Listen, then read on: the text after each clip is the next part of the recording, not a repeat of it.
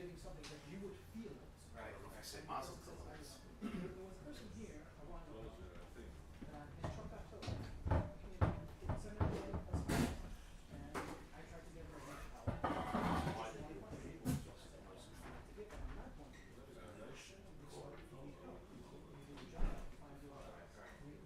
He said when you start you off, you should have something else. Right. Let's say, are you allowed to give someone I don't.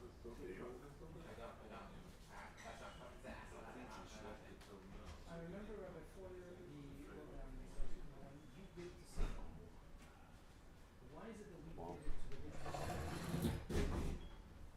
Why is it that we say we have You had a good morning. chances on? Who knows how many and so, when we give it to him, we start to shape which that's the reason we want to give it. He says it's just like an engine shutting down. Just you can feel to get started up. The engine's gonna start up.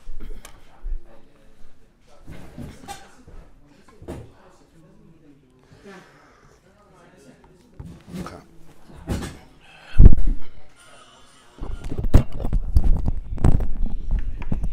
Good morning, good morning.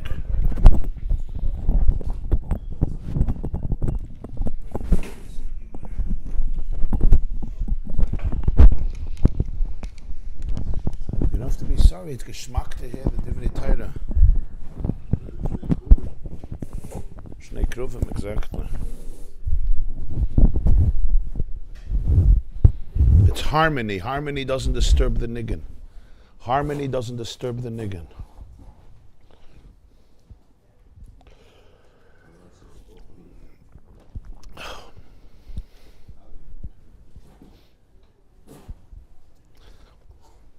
Good morning, everybody. Bruchim Abayim, welcome.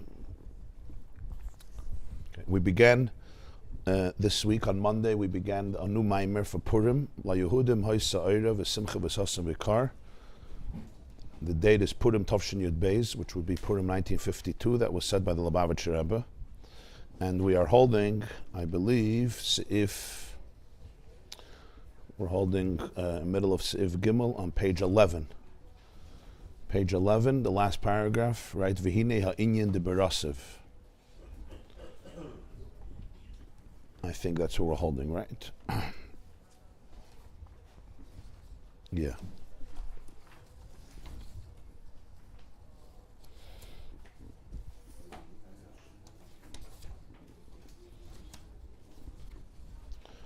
Okay, this is a very deep mimer.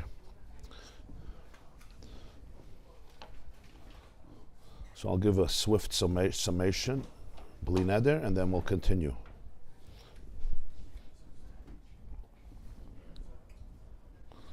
Okay, let me just make sure the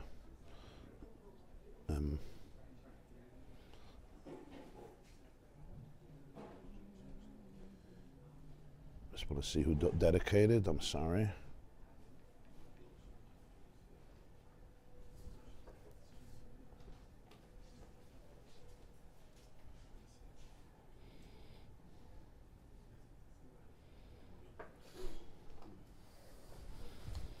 Okay.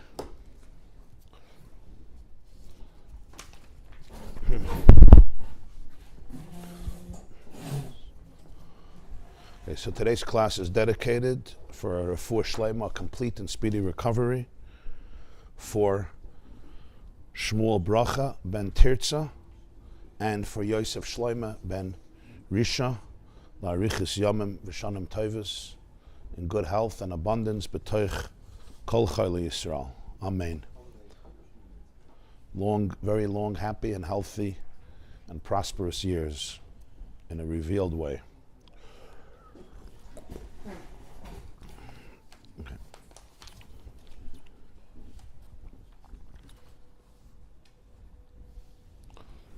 So, the opening of the mimer discussed what the Gemara says, that the time of Purim, the Jewish people had, the Megillah says that the Jewish people experienced light and joy and festivity and glory, that it refers to Torah, Yom Tov, Milah, circumcision, and Tefillin. And Rashi explains that these are 4 things that Haman decreed that the Jewish people should cease to engage in: Torah and Yom Tif, Shabbos, Yom Tif, and in Gemara it says Yom Tif, but in Targum Sheni it says also Shabbos, and Tefillin and Bris. And the reason is, the Maharsha explains, because these are 4 mitzvahs that represent an ois, they represent a unique sign of connection, of a relationship. Bris Milah, of course, is the bris, it's the covenant in the flesh that was given to Avram and his children. Tefillin is V'hayel ois al yadecha. The same is true Shabbos and Yom Tif, is ois hi beini ubeinechem, it's a sign. That's the whole idea of Yom Tif and Shabbos as well. And the same is true Torah, which is the wisdom that God shared, the marriage contract, the ksuva that Hashem gives with the Jewish people. And it's the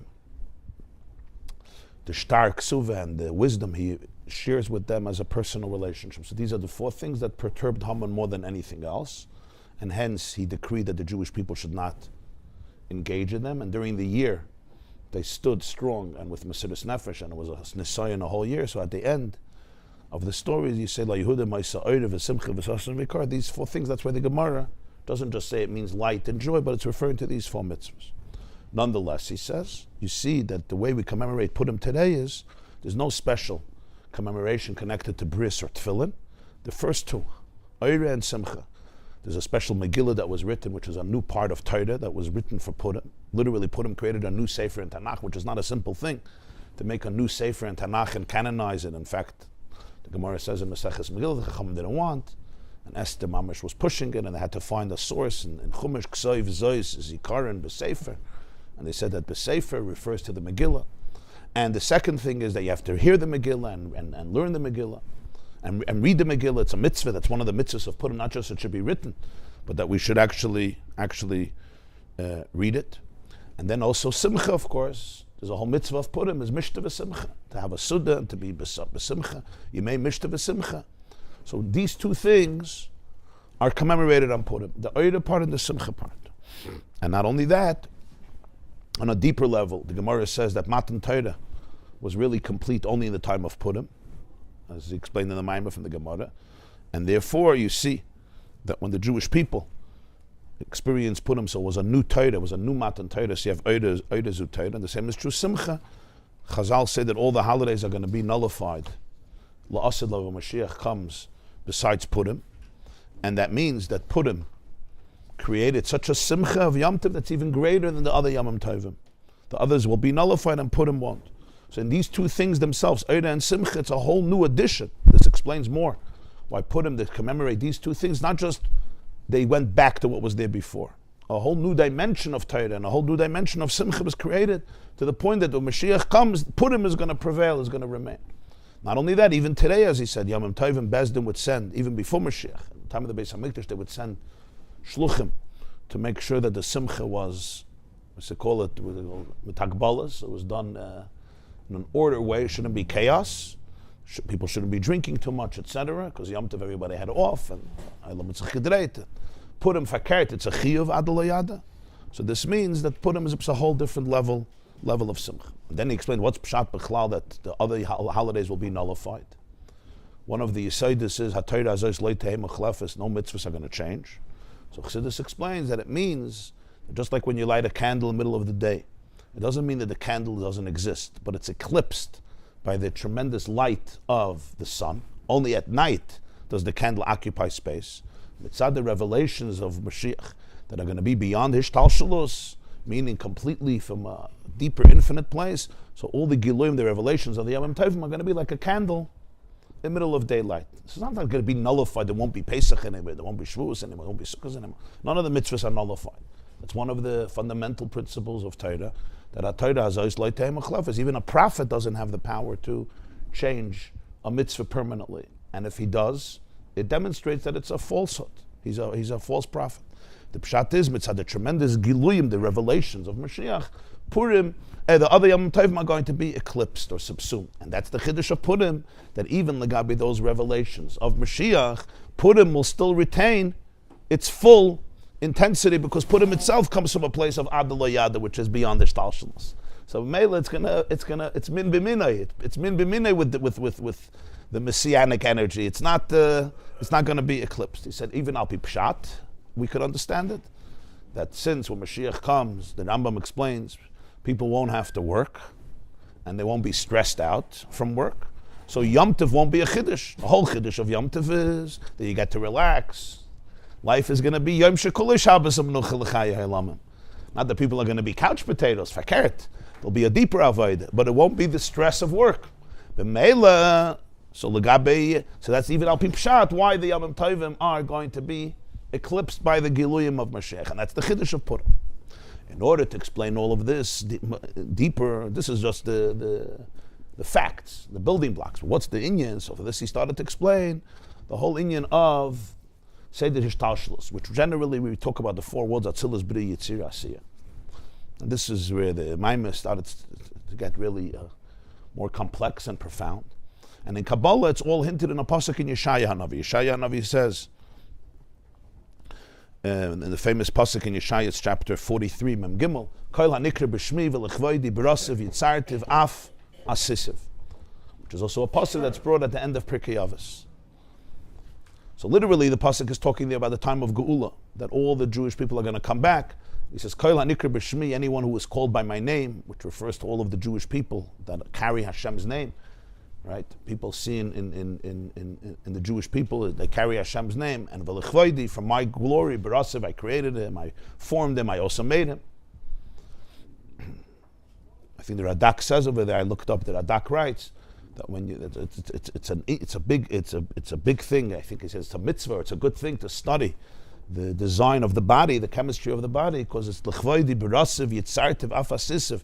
Every last detail of how the body was formed brings out the glory of the wisdom and the glory and the infinity of God, which you see clearly whatever you study in the world. But biology has something mind-staggering in an absolute unique way, and the more time passes, the more you see v'lechvoidi b'rasiv yitzartiv afasisiv, the general structure. The yitzartiv are the details, afasisiv to the last physical detail of nuance of every single body, and the connectivity of everything is really, you could say, haflavafel. It's mind-staggering. That's how the Radak teaches it in the pasuk. In Kabbalah, this pasuk is seen as a map of the general structure of what we call cosmic structure or creation. That brasiv, yitzartiv, afasisiv are the three worlds, Bria, Yitzira, and Asiya, because generally we have the three worlds in Kabbalah of Bria, creation, formation, and action. In Asiya itself, you have the spiritual counterpart of Asiya and the physical part of Asiya. The physical part of Asiya is the world we inhabit. When I say the world we inhabit all the worlds, but the world we inhabit is the world that we intuitively experience, grasp, because our eyes and our five senses pick up physical stimuli, and that's the reality every infant is born into when you live in this world. And that is reality. Everything else comes afterwards, at best as an intellectual experience, or maybe even some form of spiritual experience, but the world we inhabit, meaning the world that we live in, that we breathe in, the world that we recognize as reality, in which we need to figure out our lives, is what's called Asiya Hagashmi.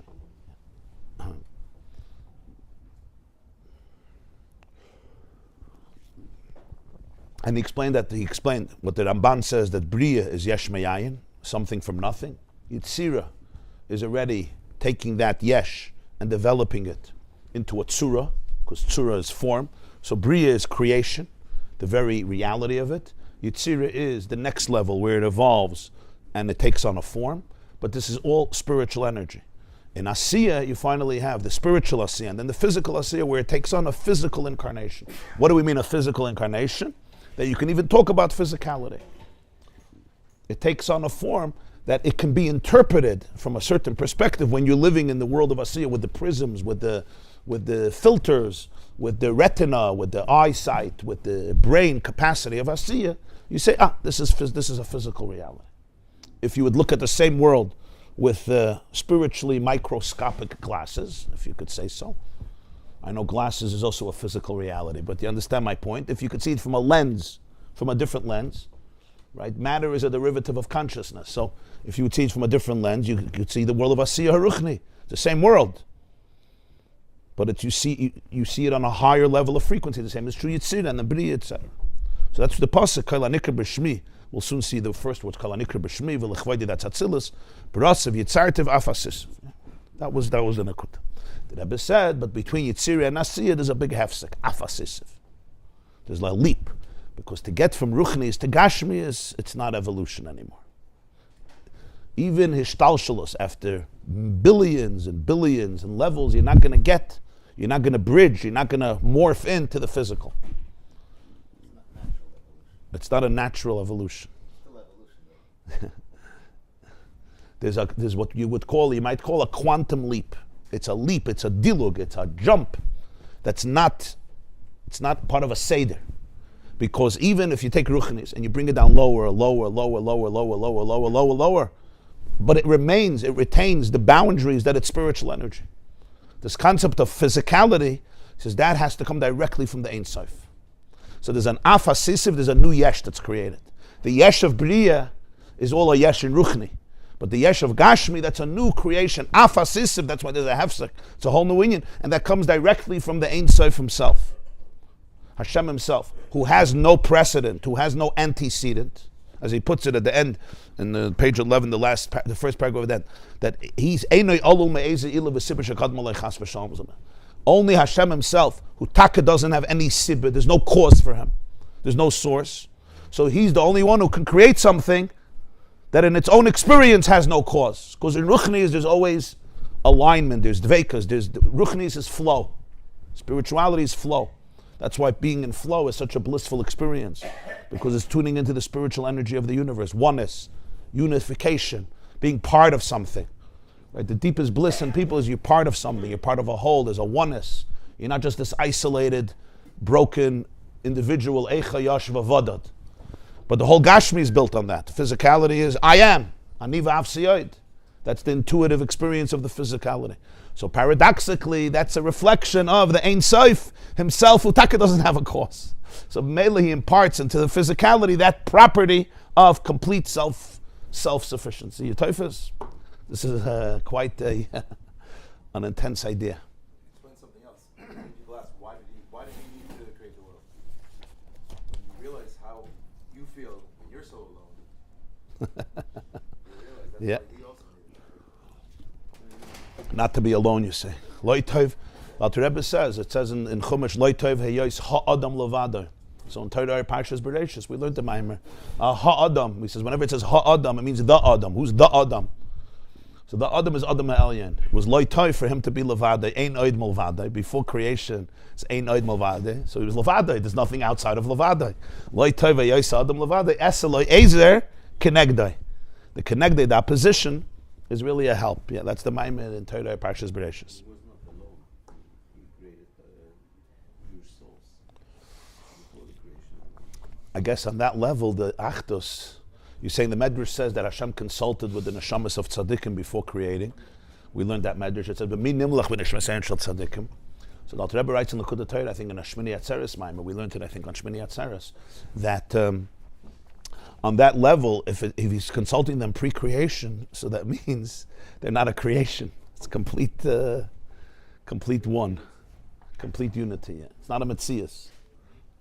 So the neshamas were consulted if they want to become a Metzias or not. And they said, yeah. So he said, you got to be crazy. They said, it's fine, we got this. Huh? We got this, yeah. He said, you're sure? Becoming a Metzias is not simple. It's a very drastic stuff. It's simple not to be a not to be a Metzias is simpler when you're in that space. Once you're a Metzias, not to be a Metzias is not simple. But when you're in that space, but the neshama said, we got this. Huh? There's no visiting day. And nobody's sending popcorn. There's no canteen. Then he added a vart. Yeah. Then he added a vart that we call it yesh me'ayin. Always in Svarim, like the Ramban and other Svarim, and Kabbalah, and Chassidus, and Machshava, and Jewish philosophy, we say the creation is yesh me'ayin. Why do we call it ayin? Ayin means nothing. Ayin, right? Da me'ayin basa. So sometimes ayin is from where? But me'efa. But when you say me'ayin basa, from where you came. But the word ayin actually, like ayin aleph yud nun, is nothing. That's ayin. Yesh me'ayin is something from nothing. L'chayda, if it's coming from Hashem, why are you calling him ayin? Why are you calling him nothing? Fakerti says, the real Metzius is God. The divine energy is much more real than anything else. If everything comes from that, so that's God the Emesa Yesh. Right? That's the Mitzvah Metzius. So no, this we call Yesh.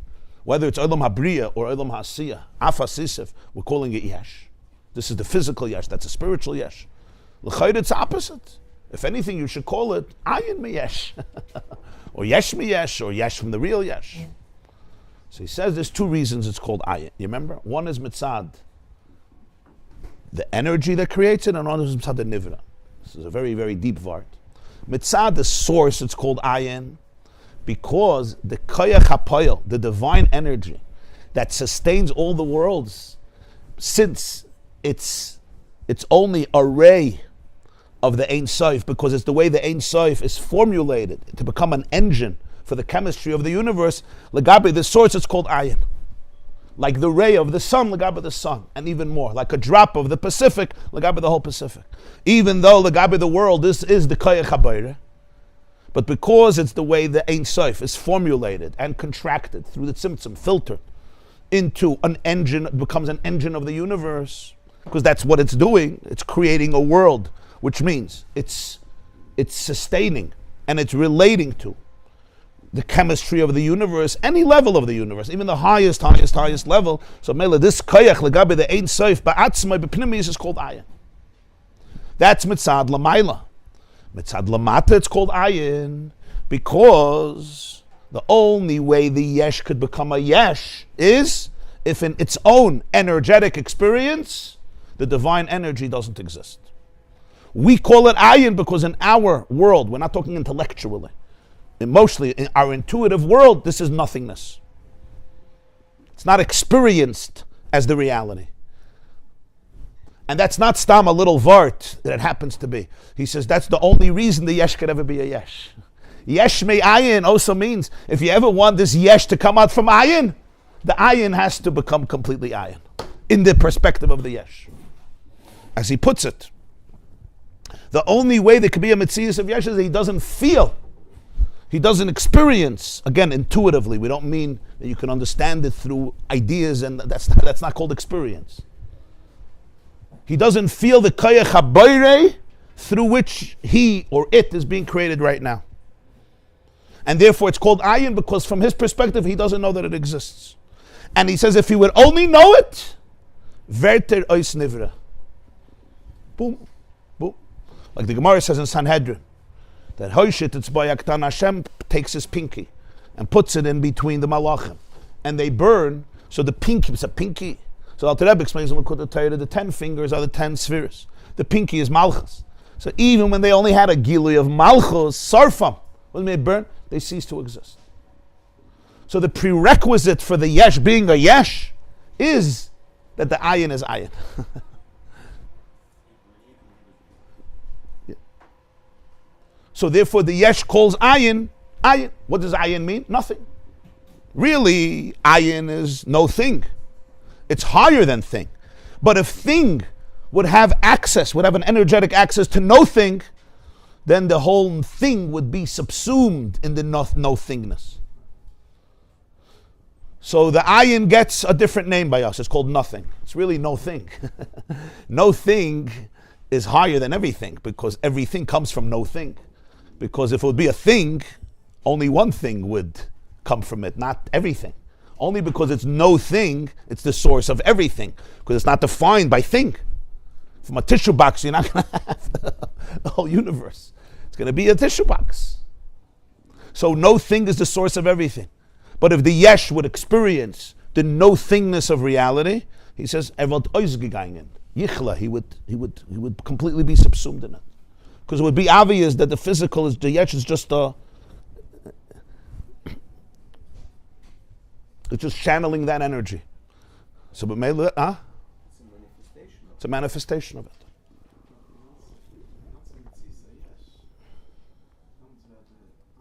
Yeah. I'm sorry, what? There's no yesh Yeah. So that's why it's called Yesh Me'ayin. Two Inyanim.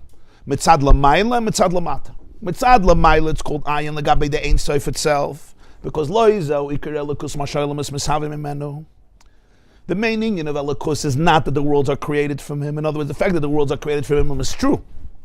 But to reduce Elikus and say, that is what defines God, that the worlds emerge from him, that's not the case. So the whole Elikus that the worlds do come from is called Ayin L'gabe the Emes of Ein Sof. Avada, this Ayin has everything in it. But what's captured in the finite manifestation of the divine as being a source of chemistry for the world is that Ayin L'gabe the whole union of it. To reduce it to that is reducing it to Ayin. That's Mitzad, the source. Also Mitzad, the person, the Nivra, Mitzad, the Yesh, it's also called Ayin, for the opposite reason. Not that it's Ayin because God is infinitely beyond that. It's called Ayin because it doesn't exist. In the world of the Yesh, for that, in other words, the Chiddush of Yesh is that Hashem says, you know what? I'll be Ayin, it's fine. For you to be Yesh, I need to become Ayin. I need to become Ayin. Because the moment you experience the Ayin, it's finita. Yeah. I'm sorry, what? So, really, Ayin, it's not just a good word to describe Ayin. It's in a way an expression of us being incapable to describe or define or to determine or to detect or whatever it is the Ayin. That's why we say Nothing. Yeah. It's not that it's not there or doesn't exist. Of course. Or No, not that it's not there. it's only there, but we don't have the It's there more than anything else. In the vocabulary of Yesh, the only way Yesh can describe it is by saying, I don't know. I don't know what you're talking about. or whatever you talk about, it's not that. Yeah. And even if you're talking about it, I still don't know. You're not. There's no vocabulary that the world of Yesh could come up with. And I don't mean vocabulary intellectually. That's for sure not. But even on any level, there's no vocabulary that's going to be able to come up with a description of the Ayin, because any vocabulary is created from the Yesh. And that very property that is creating that vocabulary can only be there because the Ayin is completely concealed. There is a word. It's called Ayin. Right.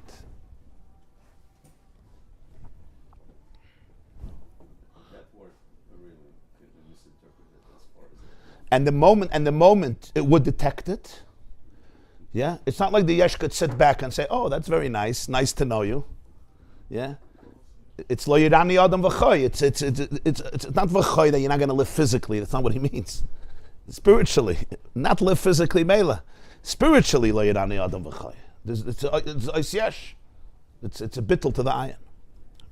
So now he's mamshach. The last paragraph on page 11. When you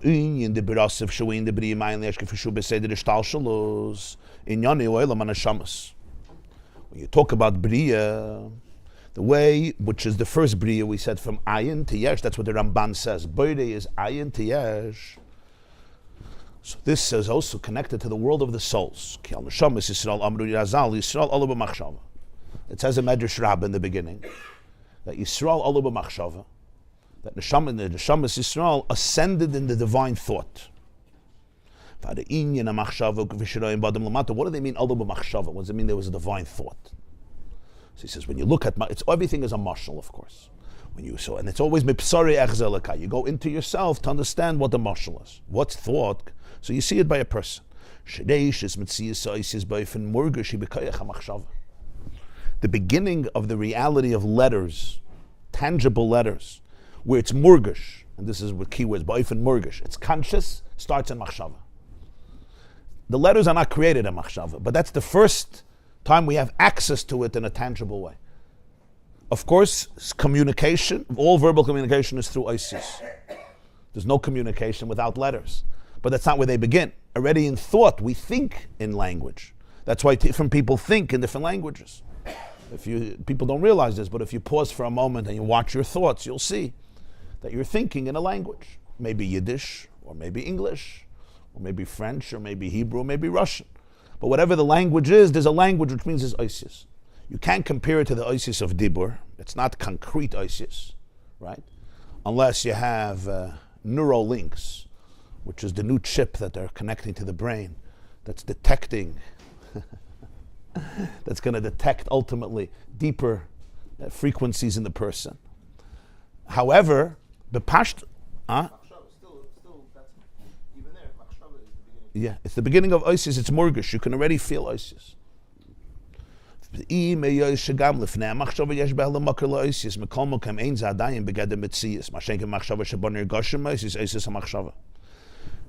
Before Machshava, there is also a source for Isis. The Isis didn't come into a vacuum suddenly.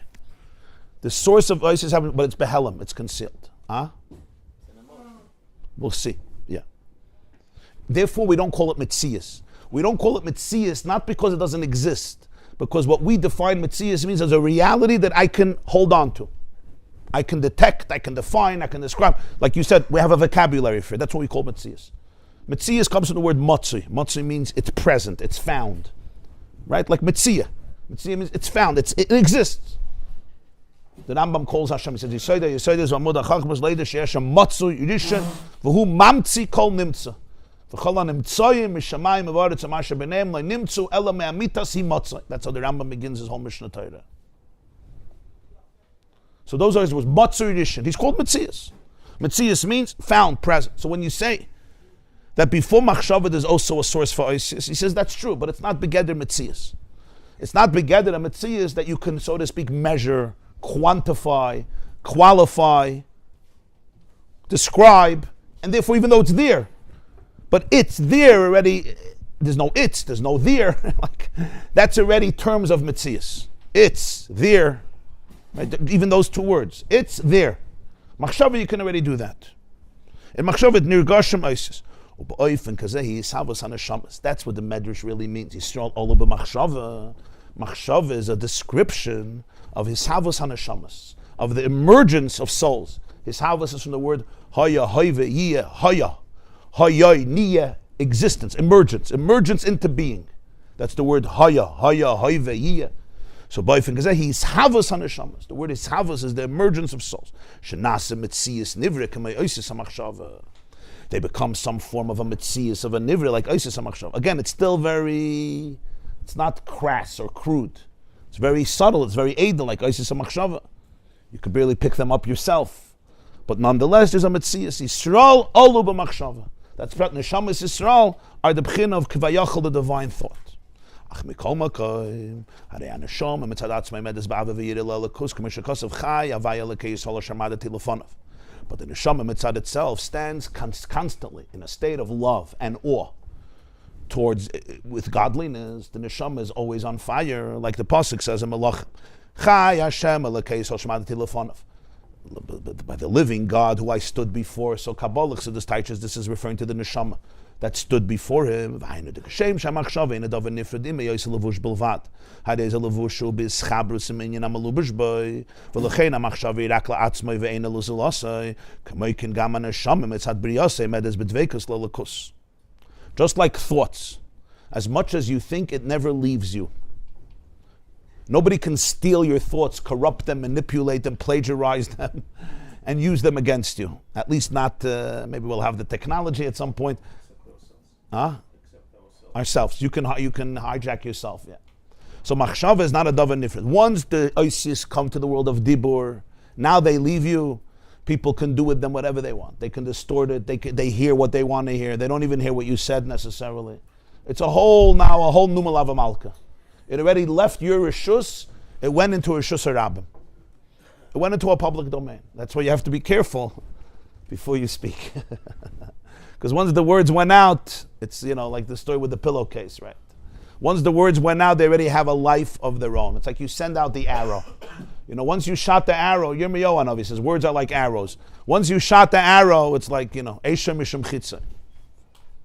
But Machshava is still not David. Machshava is not nifrid. Machshava is inside of you.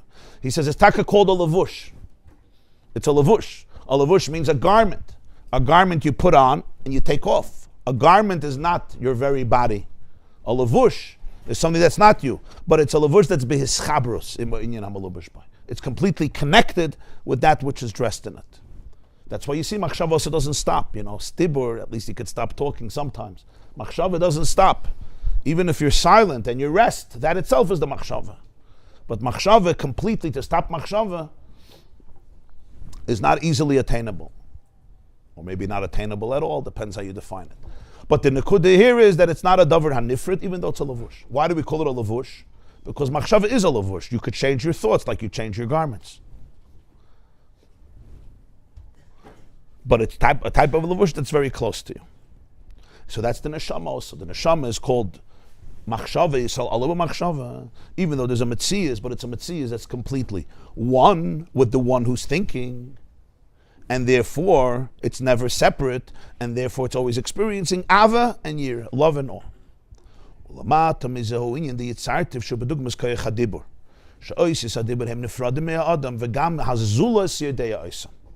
Then comes Yitzira. The mashal for Yitzira is the world of speech. The oisius of dibur here, the oisius, the letters are more concrete. They're more tangible. They're more crass. They're more physical, let's put it that way. And what happens as a result of that is they become separate from the person. They leave the person. Not only that, another person becomes aware of them. So there's somebody outside of me who's sharing in this experience. So now you understand what this mashal is. Machshava and dibur is a very deep mashal. Machshava is there's an experience, but it's completely internal. It's you experiencing yourself. Hopefully your machshava is a reflection of your real experience and not hijacking your real experiences, because our machshavas can also be very distorted. But it's all an experience inside of yourself. Consciousness, yeah. It's consciousness, and the way consciousness emerges in some form of isis. Mashenkin dibur here, it's already a shared experience. There's somebody else who's hearing, who's detecting this consciousness, detecting this information. Yeah, another identity. And that's the idea of dibur.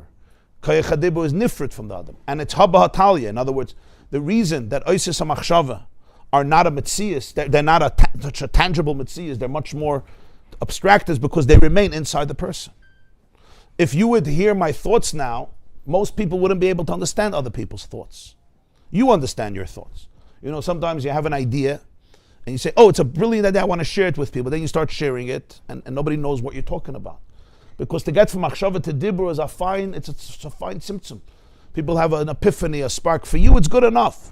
But when you get up, if you have to say it now, there's a different audience that doesn't have your internal experience. So you need the words themselves to capture the depth of it. Machshava, you're relying on your own emotions and intellect to compensate for the oisis of machshava. There's machshava just like a flow. They don't have to make sense in that sense. But if you have to write it down, try it. Write down what you're thinking, you'll see, I didn't get this. Huh? Yeah, you yourself, it. Sometimes when you have a machshava in a split second to say it, could take you 2 hours. Or you bechal at some point, you won't understand, forget it. Well, what explain? I can't explain. That's within the machshava itself. There's that's true. Second, which forms everything, and then the way of the oasis. That's true. Machshava itself has many levels. There's hegyon, there's machshava. There's the way machshava is the spark of machshava. Then there's the way machshava is formed. Like you write out your speech, so to speak, in your thought. That's already a different machshava. That's already machshava as the source of dibur. In machshava itself, there's many levels. That's true. But generally, this is the difference of because machshava is internal, so therefore the oisis are not so murgish. Because dibur is about going out, so it has to come down into a lower space where it becomes concrete that the person can hear it and the person can appreciate it. The zul is the one outside of me. What is all this a mashal for? Yeah. Machshava is already second level. Yeah, of course. The first level is really the level of neshama. Of course. Because machshava is already, you can say my. Yes. Anything you can say my, it's not Yeah. you. It's something belongs to you, or it's something that Yeah, my thoughts. But it's already not you. There's an You I that already- precedes the machshava. We'll soon see. Yeah, absolutely. But Yeah. it's already For the Gemara, the example for this, the malachim shesavusim imina dibur. All the angels come from dibur. They emerge from speech. It says in Tehillim, Lamed Gimel, with the words of Hashem, through the word of Hashem, heaven was made. And this breath of his mouth, all tzavam are all the legions, all the aspects of creation. So here begins dibur. When it comes to neshamas, the Medrash says Yisrael alu b'machshava. When it comes to malachim, here it's part of shamayim, even heaven, which represents the angels, is b'dvar Hashem. And that's why malachim are not neshamas. Malachim could be a separate mitzias. You have in Chazal that malachim are even shaykh to an inyan of sin relative to the levels of malachim, because there's some form of separateness. Ulamatam is lower than this, so inyan afasisiv the kaya loylam asiyad loylam agashmi v'achumri. And then you have this world, Olam Hasiya, all the way down to the physical, brute, corporal reality that we inhabit and that we experience, which is Gashmi. And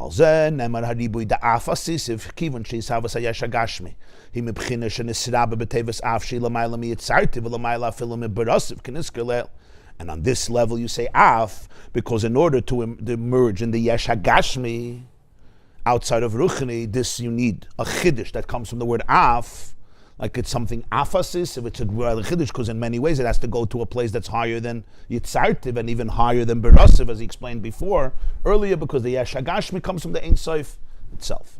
So as a result of this, so we have here generally Berasiv, Yitzartiv, Afasiv, which he describes as Neshamas, Olam HaMachshava, the world of thought, Malachim, Olam HaDibur, and then the world that emerges in Asiya HaGashmi, everything that we inhabit.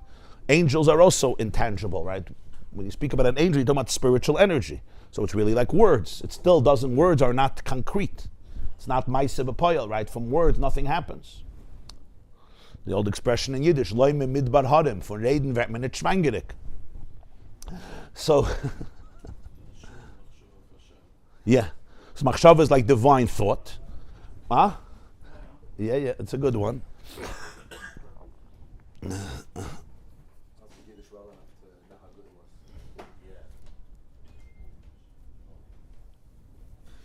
When I was a kid, the story I heard was that there was a couple that was married for a couple of years. They didn't have children, so they wrote a letter to the Lubavitcher Rebbe.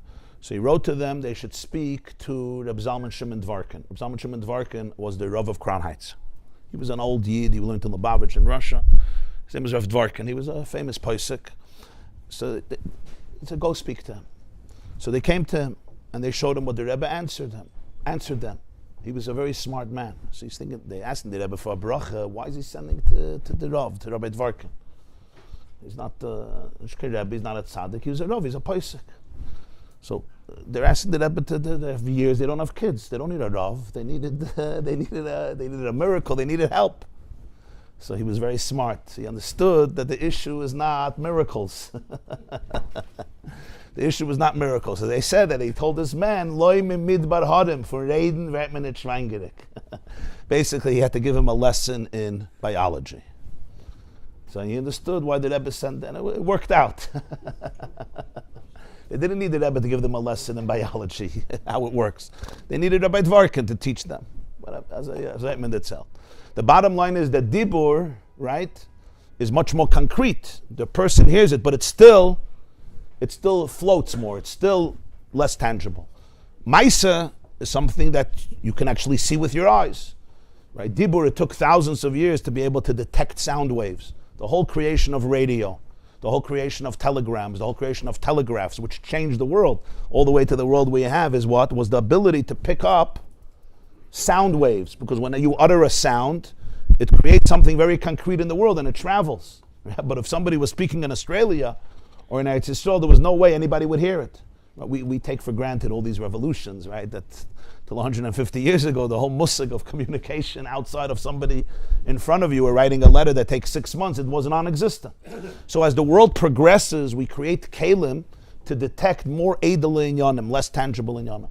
Soon, we're going to be able to detect machshava. It's already, I told you, there's already, Elon Musk has Neuralinks, people who have ALS. ALS, huh? The ISIS of the machshava, yeah. The ISIS of the machshava, yeah. There's a chip in the brain. It detects what the person is thinking, wants to think, Right? It used to be with ALS, which was also a chiddush, that with their eyes, I mean, they still use it, that with their eyes, they look at the computer and it picks up the letter that they look at, let's say E, and they could spell out a word, EAT, wants to eat. But now he doesn't have to look. There's a chip in the brain. It picks up the machshava of the person, right? He wants to tell his daughter, I love you. He wants to. So he doesn't have to go type it with his eyes. It picks it up, and in his voice, the computer says, I love you, Shefala. It's an amazing thing. So it has to be a machshava that he's consciously wants to formulate in his brain, but it picks it up. So as the world progresses, we have kalim to pick up more subtle energies in the world. Yeah. The ultimate is going to be v'nigla kvoid Hashem v'rochel basar, to pick up the ayin, and then it's going to be ois yesh. But that's the nekuda. So it takes. You need a higher kalim to pick up deeper frequencies that happen in the person. So you have olam hasiya, is one aspect. That you don't need anything. With the way we are right now, we pick up hasiya. Even a frog picks up hasiya. Right? The frog knows this is dangerous, this you avoid, this you don't avoid. A worm picks up hasiya. In its own realm, it picks up hasiya. The worm knows this is a place to be, this is a place not to be, this is food, this is not food. Certainly an animal, and certainly a fish and birds and a person, that's the world of hasiya. It's the world that the body responds to with the five senses. That's hasiya. A world of Yitzirah is already a much deeper world. It's the same word. It's the same world. But it's the world as words. I told you that in Hebrew, davar means two things. It means a thing, and it means a word. Davar, it's the only language that I know of that word and thing has the same word. Davar is dibur. Bidvar Hashem Shemayim Nasa. Because every davar is really a dibur. Every davar is only dibur. But that's the world of Yitzirah. It's seeing the world as words. Baruch Sha'amar v'haya olam. Davar b'shem oimrai, like we spoke about. So when you have that, it's already a higher consciousness. You don't see it as just concrete physical realities that are completely detached and independent, the yesh hagashmi. It's a dibur. Whenever there's dibur, you know it comes from somewhere. Words don't live in don't emerge in a vacuum. There's a medaber that's uttering the dibur, but it comes out of the medaber. And since it comes out of medaber, there's still a hergish of nifra. There's a new reality that emerges. Spiritually speaking, it means that by God speaking the world into existence, it becomes such a type of world that assumes some form of identity where there's a zoilus. It's shared with somebody else. And that's the b'china of malachim. And then there's machshava, which is completely intimate. It's internal. It never leaves. And that's the b'china of neshama. The neshama on its own. The neshama before it comes into the guf. And over there, it's always in a state of ava v'yira. There can't be any separation or any chet or anything, because it's all inside. It's not a b'chlal. Even if you're calling it a yesh, but it's a yesh inside, it's a levush hamiyuchad. Dalet. V'hinei, k'dei sheyuchal yizchol the brasav yitzartev afasisiv. In order to get to brasav yitzartev afasisiv v'nei alzeh, nemar le'elminei kol ha'nikra b'shmi v'lechvoidi. The kaya lesses fit is doilam atzilus shal yodem nasis hava seder ishtalshlos doilam is bri yitzira siya. The pasuk begins kol ha'nikra b'shmi v'lechvoidi brasav yitzartev afasisiv. Everything that's called by my name and represents my covet, my honor, I created him, I formed him, I also made him. So he says, this is Olam Atzilus. This is before Brasav. This is the 10 spheres of Atzilus, because only through this do you have the emergence of what we call Seder Ishtalshalos, the evolutionary order of the three worlds, Bri Yitzir Asiyah. Since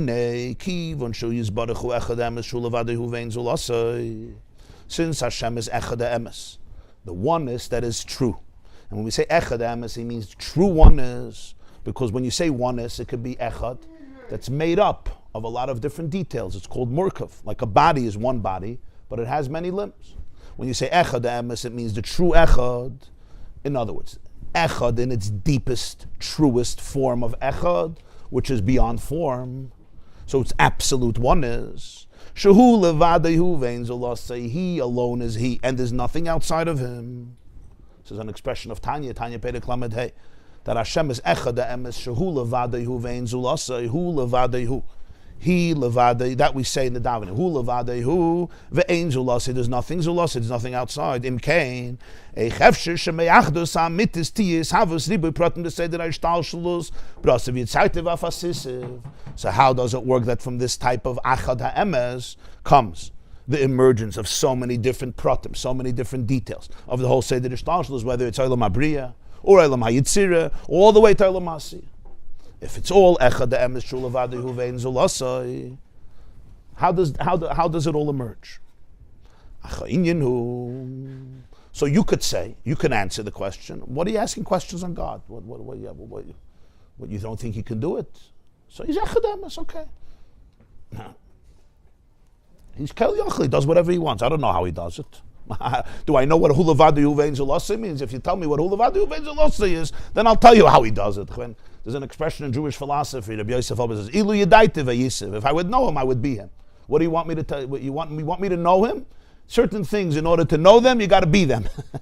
One day, when you'll be that, you'll figure out the answer to this question. But this question is not some philosophical question. Yeah, why? Because before we know Him, we need to know ourselves. Oh.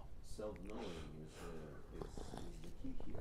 No. Because once we understand that we are not the even machshava and everything else, that we are.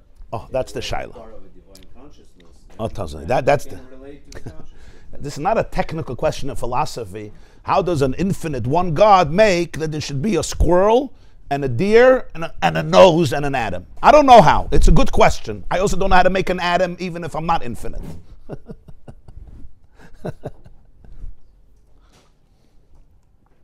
In the Middle Ages, they were very busy with these types of questions. How can God do this? And how did God do this? And if He's one, He's not many. And if He's many, He's not one. Today, nobody's interested in this. They want a new iPhone. Yeah. But here, the question is formulated philosophically, but it's not a philosophical question. It's a much deeper question. If the only emes is hu levadehu ve'en zulasai, so did that change with creation? Or that's our emes also. We are hu levadehu ve'en zulasai, but we're not. This is a cup of coffee. This is a question about identity. Who am I? So you might say, no, you're not. God, you know the old question they would say, can God make another God? Can God make a stone that He can't pick up? Can God kill Himself? You know, all these brilliant questions. Oh, God can't make a stone that He can't pick up, so He's not God. He can't make another God, right? So I don't know the answer to all these questions. I'm not smart enough for these answers. But my point is, yeah. Yeah. But that's the question. Yeah, say Kel Yachel, He made a rock. How He made a rock, I don't know. Ask Him. I don't know what a rock is. I don't know. I barely know what a rock is. Now you want to know? I should understand how He made a rock. Nobody even figured out what a rock is yet. They can't figure out one cell. They can't figure out. They can't figure out a neuron. So now you're going to figure out the one who made the neurons. Even a cockroach's brilliance is beyond what anybody imagines. So now you want to know who made the cockroach. Yeah. The Vart is something else. The Vart is, do you say that just God made a world and has nothing to do with Him? It's almost like in some weird way He decided that the Echad Ha'emes should make things that are completely disconnected and just have fun in this crazy world between the Democrats and the Republicans. You know, figure it out. The whole Nikudah of Yiddishkeit is the Achdus. Like we learned in Basi Lagani where the Maggid said that all the Tzimtzumim is not for Tzimtzum. It's a Hachana for Achdus. So that means that the Echad Ha'emes change with all the Pratim? You say, yeah, He made the Pratim and He's detached. But you're one, how did you make details? I don't know. Yeah, that's what, you could make pretty serious tricks, it looks like. The ultimate magic trick that from infinite oneness you made crazy diversity. Okay, pretty good magic show. Now what? I don't know, figure out your crazy world. So that's that word. Or you say, no, it's still Echad Ha'emes of Hu Levadehu Ve'en Zulasai. But what? It's not Hu Levadehu Ve'en Zulasai because I'm talking to you.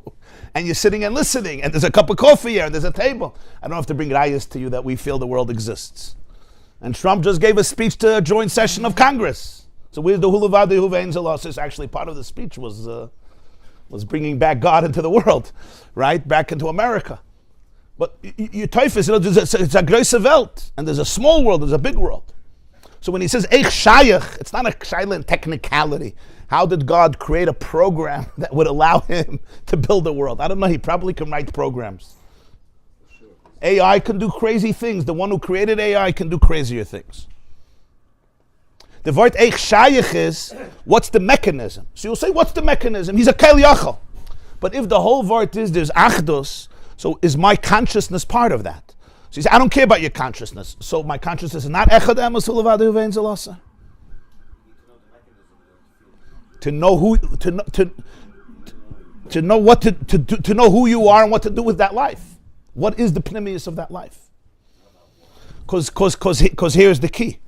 If Echad Emes Ulavadu Vein Zelasa did not change with all the pratim of Ishtalshalus, that means the only way you're going to ever figure out anything about anybody, beginning with yourself, is if you're going to see in it the Echad Emes of Hulavadu Vein Zelasa.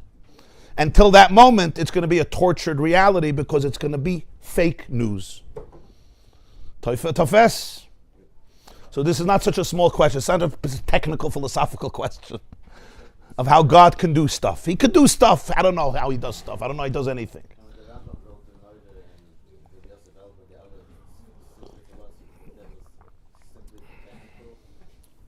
That's a good shaila. When you read it in the philosophical works, it looks like all of these philosophical questions. So the emes is like this. The emes is that it's layers. There's a lot of layers to it. The way it's perceived when we read the philosophical text at the surface is that it's really philosophical formulations of trying to figure out how God does things. And yeah, but the emes is like this: that the Moed Nevuchim has a different layer of understanding. Also, there's a lot of layers. The Ishbitzer, there's a sefer called Beis Yaakov. He was the son of the Ishbitzer. So there's a Hagdam over there. He says something very interesting. It's a very interesting thing. I heard it years ago from Rabbi Khan at a Shir, and then I was looking for it, and I saw it in the Hagdama to Beis Yaakov. The Mimer Nevuchim, this third section of Mimer Nevuchim, the Rambam explains all the reasons for mitzvahs. And he has original reasons. He gives a reason for every single mitzvah. Payas and beards and shecht and karbonis, everything he has a reason for. And a lot of people argue with his reasons. He has interesting reasons. There's one mitzvah that the Rambam writes in Mimer Nevuchim, Chele Gimel, that he doesn't know a reason. Lechem upon him. The bread in the Beis HaMikdash. He doesn't have a reason. And everybody wonders, for everything he found reasons. He couldn't find a reason for the bread. And before the Mefarshim, there are reasons. It says the hashpah of Parnasa to the whole world, which is lechem comes. Whatever, there's different reasons. Yeah, I mean, it's not like, so he doesn't use these types of reasons of 12 Shvatim Mimer Nevuchim. It's more philosophical reasons. Philosophical or sociological reasons to go away from Avodah Zarah, like, etc. Even karbonis, by the Rambam, in Mimer Nevuchim, karbonis is that people were busy slaughtering their children. So God needed to make this world more normal. So he said, you know what? People need to slaughter something, slaughter animals. This was an evolution of civilization to get them out of brutality and crazy paganism, insane paganism, to a more higher, more refined level of consciousness. Huh? And the Ramban, of course, gets very upset at the Rambam. You took the whole karbonis, basically to get people away from killing their kids. Which is good. We're happy they're not killing their kids. And then when Mashiach comes, why are you doing karbonis? This is. It's a yedid. Karbonis is basically grabbe menschen, chayes, behemoths, who need to kill. They're killing animals, so they're hunters. You're also hunters. I'm just giving an example where Mimer Nevuchim became very controversial. But lechem upon him, he says, there's no reason. There's no reason. Now here's an unbelievable thing. You go to Kabbalah. And everybody knows Mimer Nevuchim and Kabbalah are two opposite worlds. Nobody even tried to bring them together. You go to Kabbalah. So those who do this midas of the Arizal, the Alter Rebbe and his Siddur didn't put in others' midas, only what the Arizal wrote for Shabbos. So by night is Azam b'Shvachim, and by day is Asada l'Sadasa, because that the Arizal wrote, so the Alter Rebbe put it into his Siddur. Because he was makbid, whatever he put into the Siddur is only things that were written by, people who knew the whole system, so to speak. from top all the way to the bottom. So the Arizal and a few others. So there's a Zmiris of Shabbos days from Arizal. It's called Asadil Sadosa B'Tzafet de Shabbat. So there's a line over there. Yigala lon taime the B'Srei Sarname the Inu Nas B'Shmek Filo Klilsha. The Arizal is asking, may God reveal to us the reason of the 12 breads. Interesting. The Arizal doesn't know a reason in Kabbalah. The Rambam doesn't know a reason in Nevuchim. So remember the Biel told us, he said that the Vart is Pshat Hazai. The only reason, there's a reason in Meir Nevuchim is because there's a reason in Kabbalah.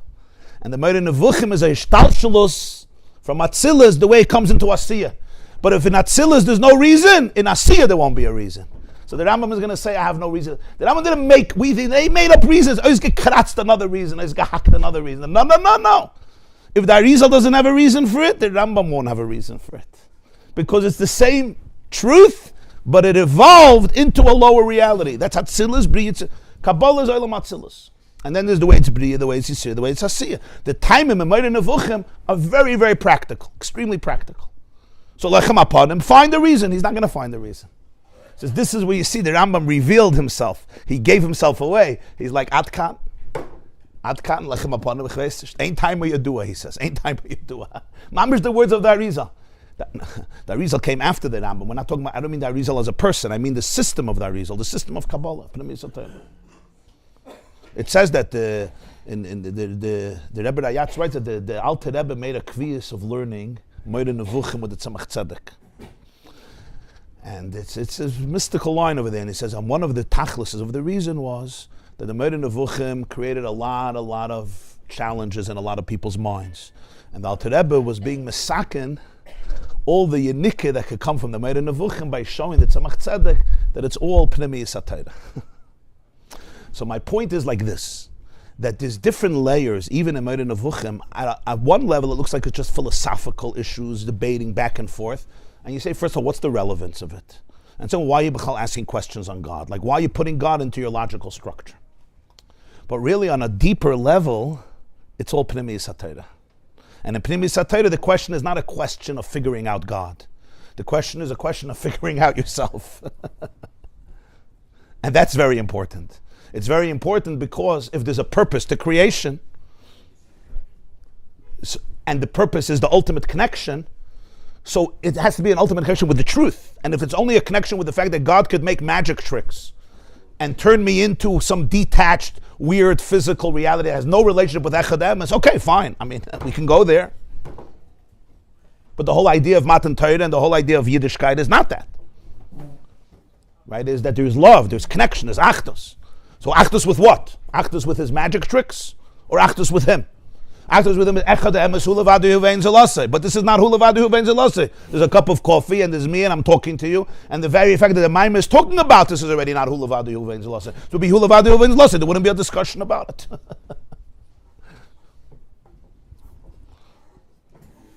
So when you see these types of questions, just understand the sensitivity of the question. Huh?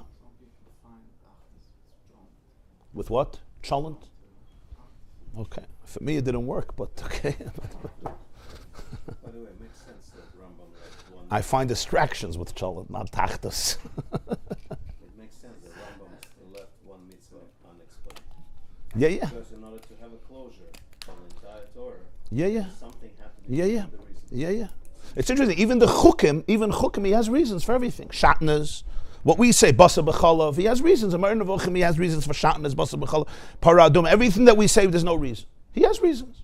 And even in Mishnah Torah, he says that even Chukim, Kol ma shata yachal litin baitam, ten loitam. You're allowed to think about it also. You don't have to, but there's one mitzvah, and Lechem Apanav is not considered Chukim. And over there he says it's like almost. It's also another thing, I think, that the Rambam was showing that I didn't just make up reasons. There's one thing I'm not giving you a reason. It's almost like a derech eretz, like the Gemara. It says in Pirkei de Rebbe Lezer that okay, das ist the shaila. Das sagt der Ishbet, das sagt der Beis Yaakov. You want to know why Lechem upon him dafka? Das darfst du wissen von der Arizal. Why you got a long time with the B'srei Saname? No, the Arizal lived after that. I don't mean the Arizal. I mean the system of Pnimi Yisatayra of Kabbalah doesn't have a reason for lechem upon him. B'meila and Moed Nevuchim, there's no reason, even though the two are not connected. For sure that he's also the Moed Nevuchim.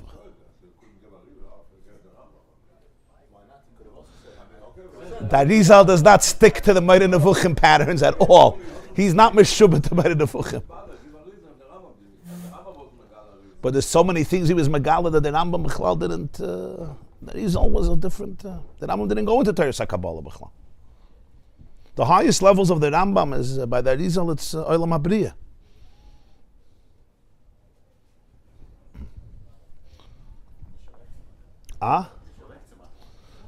No, Chas v'Shalom.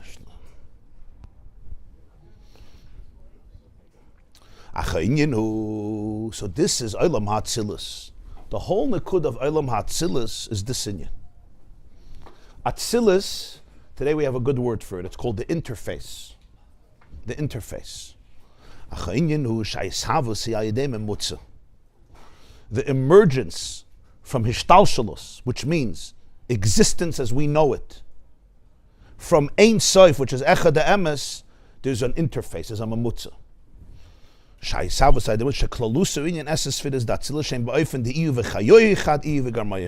The 10 spheres of Atzilus are called He and His lights are one, He and His garments. Garmai are garments, even in English, garments. Garmai, He and His lights are one, He and His garments are one, He and His kalim are one.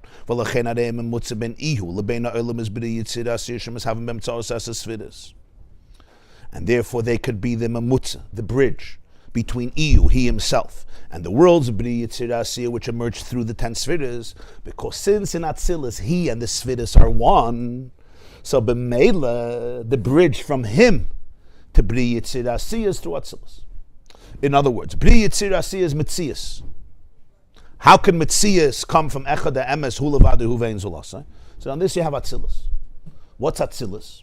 Atzilus on one hand is spheres, so there's Metzias, Chachma, Chesed, Gvura, Tiferes, but you say in Atzilus, He is one with the spheres. If He's one with the spheres, it means it's not Chachma, Chesed, Gvura, Tiferes, it's pure Ein Sof. So somehow in Atzilus, there's that bridge between Iyu and the spheres, and they're one. So B'meila, from here could come already B'ri Yitzir Asiyah, where there's an emergence of spheres, of pratim, of details, of existence, from the Echad Emes, because it goes to Atzilus. Now, what does this mean? If it's pure infinity, right, between 0 and 1, it's still, if it's an infinite gap, so what did Atzilus? If spheres are part of Echad Emes, so then it's not a kasha. And if it's not part of Echad Emes, so the kasha is on Atzilus. So you just brought the question to Atzilus. But it's a levush. Huh? It's not But so on Atzilus, it says in Kabbalah, Iyu v'chayoyi chad, Iyu v'garmai chad. Chayoyi are Oidus, and Garbai are Kalim. That in Atzilus, He and the Oidus and the Kalim are completely one. There's seamless flow between them. It's not separate. So even though B'ri Yitzir Asiyah is already called B'riya, Hishtalshalos, Metzias, with Pratim, but because everything happens through Atzilus, so Mela, that is where the unification happens. What does all this mean? When we call it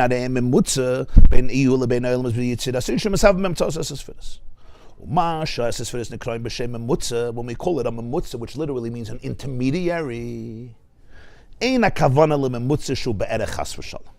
don't mean it's a memutza that it's be'erech. It's like he went down. It's like somebody in the middle, like you have an arbitrator, a mediator between two sides, and you're closer to the source, so you could bring them together.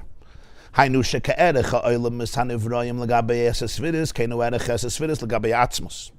going to say that the distance between Bri Yitzir Asiyah to Atzilus, the same distance is between Atzilus and Atzmus. That's what you're going to say. So B'meila, it could serve as a bridge in the middle. That's what you're going to think. He said, that's not what. Atzilus v'Asiyah hem b'shavah mamash. L'gabei Atzmus, Atzilus and Asiyah are identical. So it's not, if you want to say physically, you'll say the distance from Asiyah to Atzilus, I'm just using words, is let's say 100 million miles. And that's the distance from Atzilus to Atzmus. So Mela Atzilus is like in the middle. It's like, let's meet at a middle point. You have a summit somewhere in the world, it's close to, the Groise Chassan you do at what do they call it? A vacation? What's it called? A spot that it's closer to. It's not so far from you. It's not so far from me. So we meet up. So Atzilus is not so far from Atzmus. It's not so far from Asiyah. It's somewhere in the middle. So that's not the word, because the Gabe Atzmus, Atzilus, and Asiyah are b'shava. So the Ein Aroich of Asiyah Legabe Atzilus, is much less than the Ein Aroich of Atzilus Legabe Ein Sof. Ela Masher Eses Vezim Krai Masher Mutzar is Erakli Yoisam Ha'emtzai Shal Yadam Yuchalis Nimshach Mayachtas HaMitzvahs B'Dei B'Yolim is the Seder Ishtal Shalos. The reason we're calling it a Memutza is that this represents the interface. It represents the Emtzai, not Memutza that it brings, that it's closer to Atzmos. It represents the capacity that Achdus HaAmitis, the true unity, can permeate all of the worlds. The whole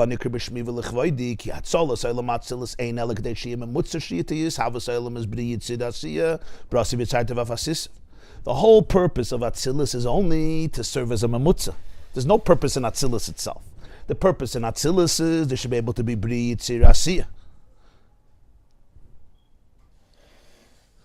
So that's what he says. Kol hanikra b'shmi v'lechvaydi is there should be brasiv yitzaytev afasiv v'tachlis b'riyasam. And why did they happen? B'shvila adam, for a person. It says in Yeshaya, I made the earth, and on it I created Adam. The word barasi, beis, reish, aleph, taf, yud is 613. So Adam anoichi asisi eretz, and I made on it on Adam, which is barasi taryag for the taryag mitzvahs.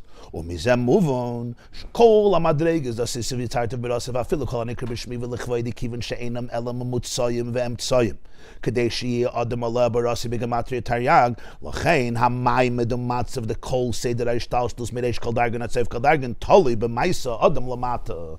If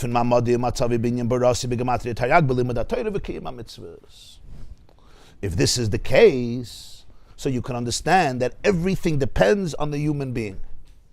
The human consciousness and the human life and the human behavior, the barasi, the Adam Allah barasi, that's like the hinge, that's like the tzir, on which everything, that's like the, what's it called, the axis, the axis on which everything revolves. Why? Because the whole Atzilus is not that it should be Atzilus. Atzilus is to be able to be Bri Yitzir Asiyah. The whole purpose of Bri Yitzir Asiyah is Anoichi Asisi Eretz for Adam Allah Barasi. Like we say, Bereshis, B'Shvil HaTorah, B'Shvil Yisrael, Rashi says. So b'meila, if that's the whole purpose, so it's the life of the person down here, Lamata, that every movement, it's not just a little movement. It's like the domino effect. It's like the ripple effect. The butterfly flips its wings in China and there's a hurricane on the other side of the world. Or as we know in our time, somebody sneezed in Wuhan and nobody taught him to put his hand by his mouth when he sneezes. So b'meila, a few months later, the world closed down. Rightly or wrongly. But the nekuda here is that the Adam is the axis upon which everything revolves, because that was the tachlis. So he says he affects everything. Meireish kol dargan atzoif kol dargan, from the highest to the lowest, is tolui in the avodah of the person lamata. The barasi, which is taryag, which is the person's limud atayra v'kiyim hamitzvahs, the relationship with Hashem, that's not another detail. Over there, everything either comes to completion, or everything is like, strike one, strike two, or foul ball. Yeah, no, that nekuda of the person's avodah is not a little detail, because that was the tachlis of Mela, and that is totally the whole experience. So what's the nekuda here? That the whole Bri Yitzir Asiyah, we spoke, it all begins with Atzilus. What's Atzilus? Atzilus is Iyu v'chayoy echad. It's also Spheris. It's also Metzias. But it's not Metzias. It's he's one with it. So Atzilus is the interface where Atzmos, where Ein Sof, is manifested in Spheris. That's what makes it Atzilus. That's why it's a Memutza. When we say it's a Memutza, we don't mean that Atzilus is closer to Atzmos than Asiyah. That's not what we mean. A Memutza just means that it's what happens in Atzilus that allows there to be a new Chiddush. And the Chiddush is that the Echad HaEmes of Hu Levadu Yuvein Zolase doesn't remain in a form of formlessness, but it can permeate every detail and nuance of existence. That's the revolution of Atzilus. Atzilus creates a backdrop for synthesis. Atzilus creates a template for integration. Yeah. That's Olam Atzilus. Whenever you talk about Olam Atzilus, it's really a backdrop of integration. Because Atzilus is not pure Ein Sof, the spheres, but yet Iyu v'Chayo Yichad. So Mela Atzilus becomes the template of what Bri Yitzir Asiya really are. You always have a concept, Aliyah Sa'olamis, right? The worlds go up. Asiya goes up to what? What does it mean, goes up? When it goes up, what happens? It's a spaceship that picks the world up. It says Shabbos Aliyah Sa'olamis, Yom Tov Aliyah Sa'olamis. Aliyah Sa'olamis is not a Chinese term. Aliyah Sa'olamis means whenever there's a moment that consciousness expands and begins to experience the flow of a higher frequency to the point of Atzilus, where there's complete oneness of Iyu v'Chayo Yichad, that's the experience of Aliyah Sa'olamis. Yeah.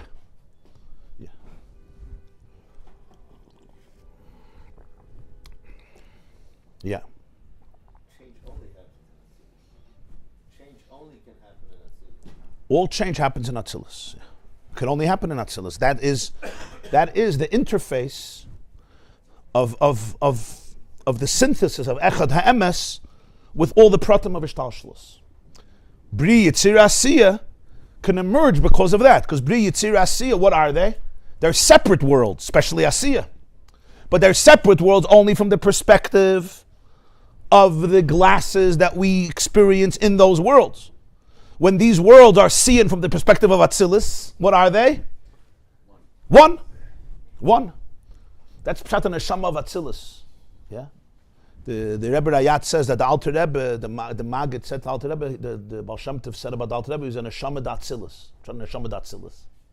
Neshama d'Atzilus means a Neshama that comes into this world and never ever gets confused by the fragmentation. Always retains alignment with Echad Ha'emes. Now it's not simple, because in a way Atzilus, that's the Chiddush, because pre-Atzilus, everything is Echad Ha'emes. Post-Atzilus, nothing looks like Echad Ha'emes. The Neshama of that Atzilus is the one that holds that together. You know what it means to hold it together? The frequency of oneness is what Atzilus holds up, and therefore it could be revealed in Bri Yitzir Asiya. If not, it wouldn't be revealed in Bri Yitzir Asiya. Because Bri Yitzir Asiya is Yesh. Whether it's a Yesh Ruchni, whether it's a Yesh Gashmi, but it's Yesh. That's Neshamas of Atzilus are not just higher Neshamas. Neshamas of Atzilus are Neshamas that hold it all together. They hold the entire system together. Because they're not detached from Asiya either. Because Atzilus is the source of Bri Yitzir Asiya. They're not detached from this world. That's why it's called, Atzilus is called the world. It says in Ayom Yom that the Rebbe Rayat says that the Alter Rebbe, when he would write, so the Atzilus, he always wrote Aleph Tzadik Yud. And he made a because he would because he would get into such a srakshus when he wrote the word, he could never finish writing the word. Because he wasn't just writing the word; it was the experience of Atzilus. So b'meila, this is what we mean by memutza. So again, memutza doesn't mean memutza that Atzilus is somewhere in the middle. That's not the vart. That wouldn't answer the question. If it's Echad Ha'emes, what do you mean in the middle? Right, $1 billion is not closer to infinity than $1. So you say, how do you get infinite money? I'll give you $1 billion. It's not going to get you closer. I'll give you $100 billion. It's still not going to get you closer. I'll give you $100 million billion. Gesundheit, you can give it to me, and maybe I'll take it if I'm crazy. But it's not going to get me closer. So how is Atzilus getting you closer? If he's beyond, Atzilus is not getting you closer. So he says, that's not the word, Atzilus is getting you closer. The edich of Atzilus and Asiya legabe Atzmus is b'shava. Atzilus is not getting you closer. That itself is a very edel levart. Sometimes you talk about a mamutza, that he's closer to the source. That's not the vart. There's no such a thing. The vart of mamutza is that in Atzilus, there could be the first experience that Echad HaEmes is not a contradiction to experience, to pratim, to ishtalshlus. That's the word. It's not a Atzilus is aggressive and meyuchas. No aggressive and meyuchas. Huh? Yeah. Which means also the neshama da Atzilus is not closer to Atzmos. It's not like a neshama that says, oh, be careful because, I got billions of dollars, you're a schnorrer. You understand the word? Because a real Rebbe is a neshama da Atzilus. So what's that? It's not I'm closer to God. The moment the Rebbe becomes, I'm closer and you need me, that's already a shtickle of Avodah Zarah. So you make from Atzilus Avodah Zarah chas v'shalom. And that's the worst Avodah Zarah in the world, because that's not Avodah Zarah from some stupid statue or from some shaita or idiot or control freak narcissist who needs serious therapy. This is already you're talking about serious stuff. Not stam sophisticated. So this is a very, very edel of art.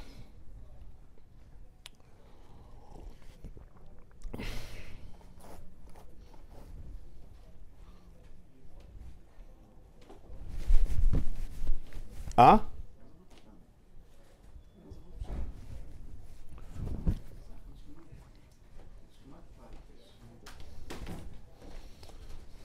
The man says, "I've what man nicht lernen."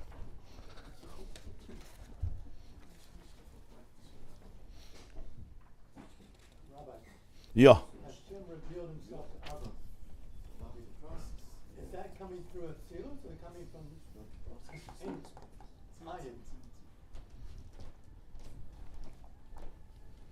Atzilus. It's usually Atzilus. Yeah. Very few neshama. It says Moshe was a neshama of Atzilus. Avram, Yitzchak, and Yaakov, the others. It says about Rashbi, Reb Shimon ben Yochai was a neshama of Atzilus. It says Dariza was a neshama of Atzilus, I think. The Rambam, it says, was a neshama of Bria. In Kabbalah it's brought. The Arizal would discuss this. Now, a neshama of Bria is no, you understand what Bria is? Bria is machshava that's inside, man. It's not, they wanted to take out a Meir Nevuchim from the Rush in his house, and he said that the Sfarim of the Rambam in the house is Moisef Yerushalayim. People are not typhus who the Rambam was. They thought he was just a philosopher. He was a Kaddish alien. Every nekuda by him was Kedusha. Zisha asked that he wants to do Yeah. Of the Rambam, yeah, and he couldn't, yeah. They also said about the Yismach Moshe, I think, no. Is the person experienced ayin or is experience? What is the person experience when they experience Hashem? In Atzilus, Just no down here. in Atzilus is no yesh. In Atzilus is not yesh me'ayin. Atzilus is still ayin. Iyu v'chaya yichad.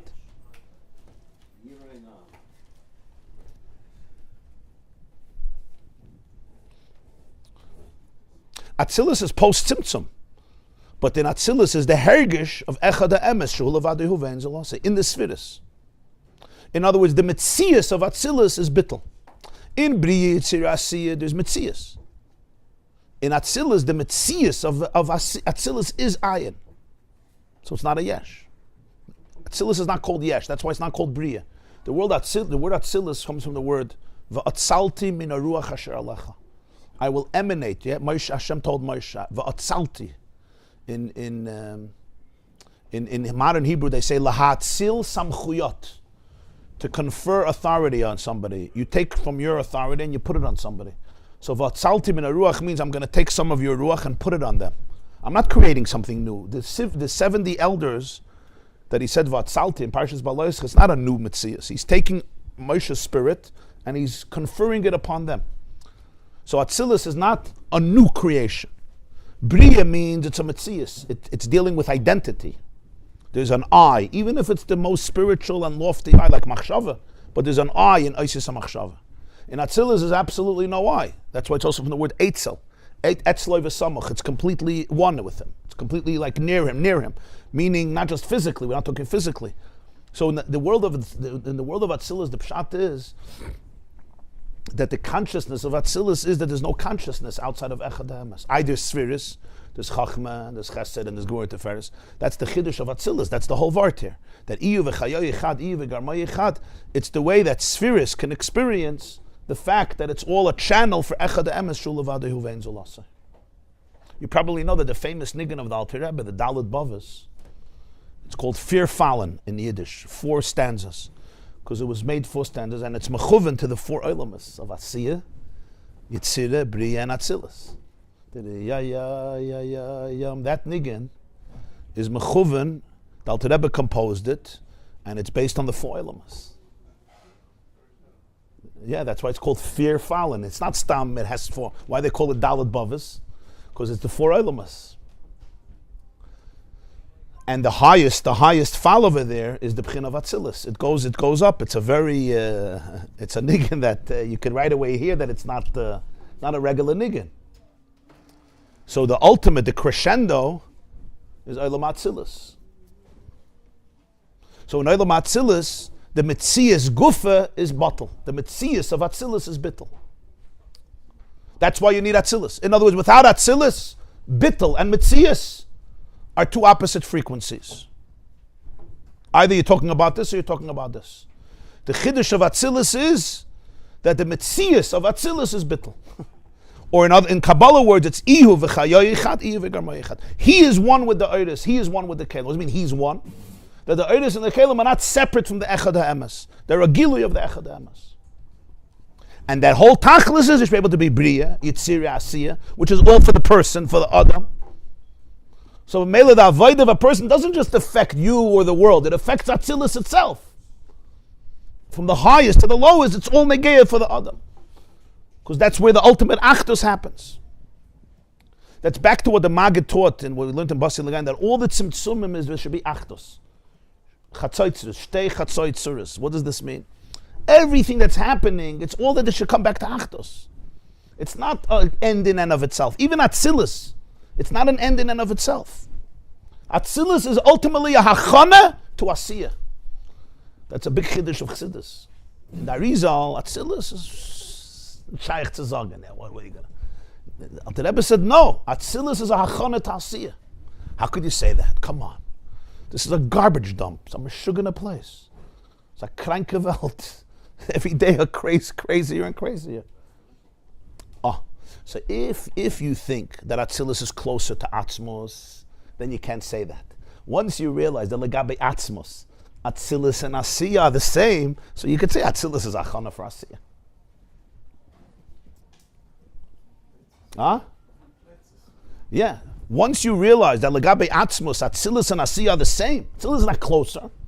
The same Ein HaRoich of Asiyah Legabe Atzmos is Atzilus. Or as the Chassidus puts it, more than Ein HaRoich of Asiyah to Atzilus, which is pretty infinite, is the Ein HaRoich of Atzilus Legabe Atzmos.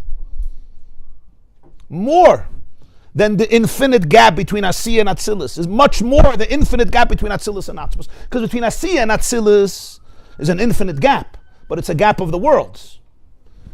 Atzilus Legabe Atzmos is the ultimate gap, and that's why you needed a tzimtzum in between, which is cholo, which is an empty space. It's only in the empty space that even Atzilus can emerge. So then you could say Atzilus is Achana for Asiyah. The whole Atzilus is Achana for Asiyah. So even the Neshama of Atzilus, how does he experience himself if he's a Neshama of Atzilus? That his whole inyan is Asiyah.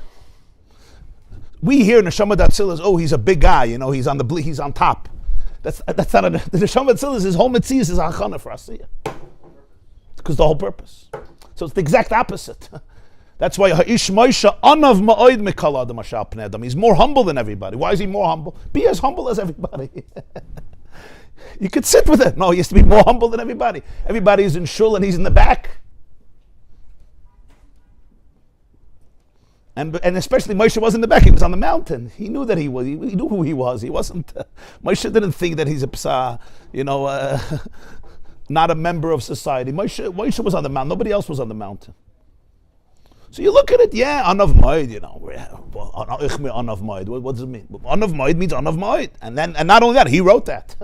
Right? That's like the best Anava.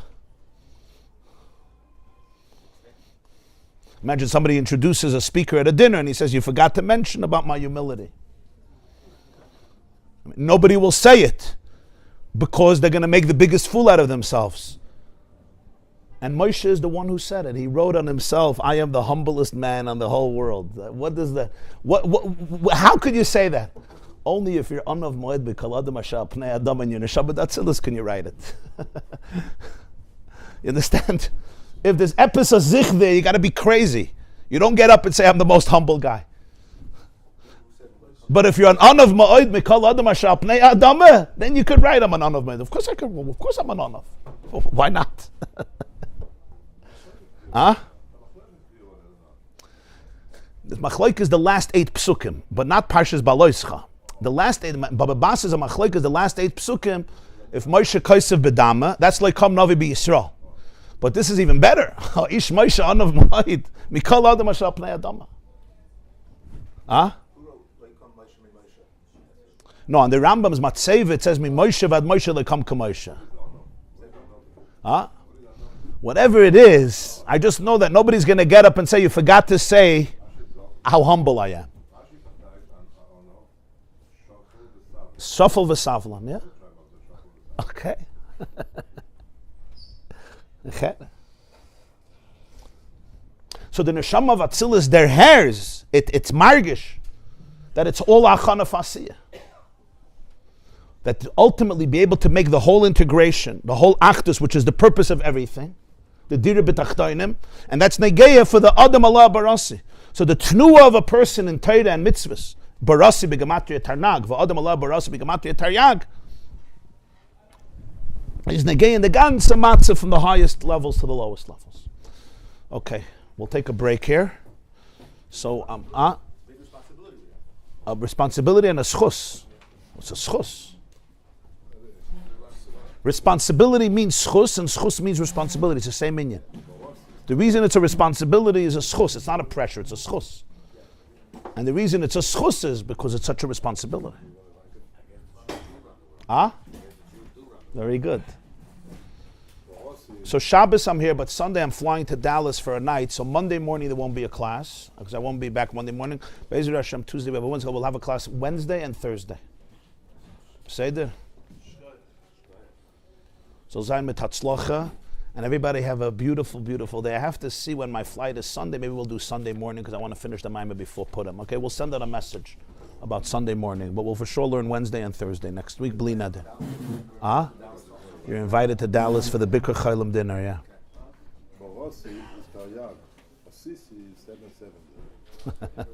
Okay. Very good. I didn't expect that from you, Rabbi Zaks. Okay.